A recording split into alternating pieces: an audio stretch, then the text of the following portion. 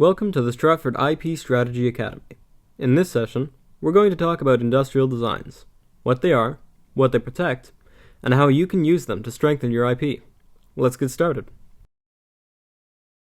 Before we begin, let's first clarify some differences in terminology surrounding this type of IP.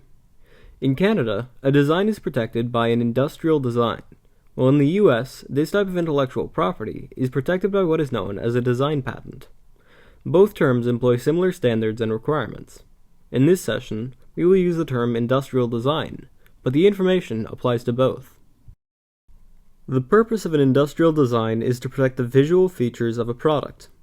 This could be a shape, configuration, pattern, ornament, or any combination of these features.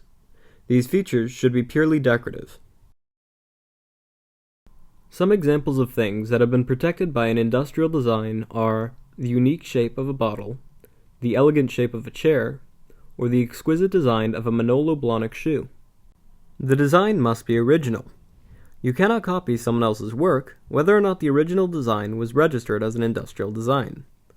Furthermore, the design cannot be an obvious change of pre-existing designs or products. When applying for industrial design protection, it is key to note that these types of patents do not cover the material used, the function of your product, or the method used to construct it.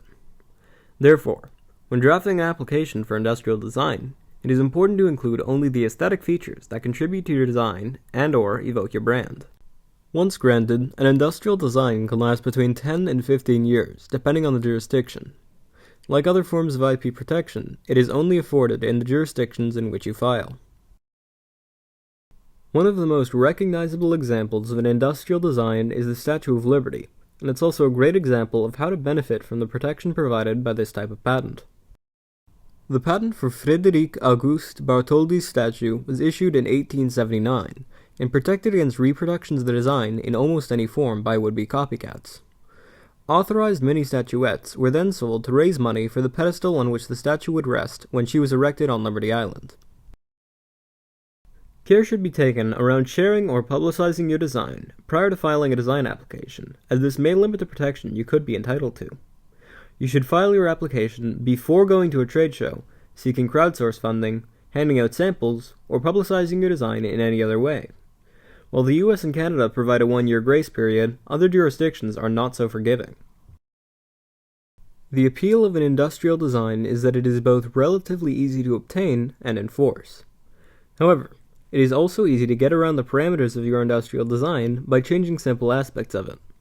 Take, for example, the case of Victor Stanley versus Creative Pipe Inc. Victor Stanley sells park benches, the design of which are protected under his industrial design end frame for a bench. When competitor Creative Pipe manufactured two similar-looking benches, the Nabelli and the Nakati, Victor Stanley took them to court for infringement. The court decided that in the case of the Nabelli, the similarities in the curvature of the legs and the armrest and the depth of the seat were close enough to Victor Stanley's design that both benches appeared to be substantially the same. The Nakati, while visually similar to Victor Stanley's drawing and the infringing Nabelli design, did not receive the same ruling. The inclusion of the oval underneath the seat was determined to be enough of a difference that the bench did not infringe on Victor Stanley's design patent. A design may be found to be infringing if, quote, in the eye of an ordinary observer, giving such attention as a purchaser usually gives, two designs are substantially the same. Or, in simpler terms, if you were browsing in a store, would you be misled?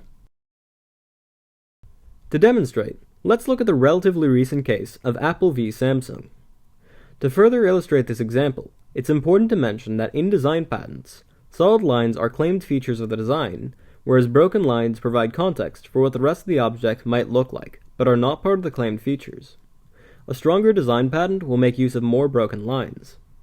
The black and white figures show renderings from Apple's design patent for the iPhone. Make note of the broken lines. And here is the Samsung Galaxy.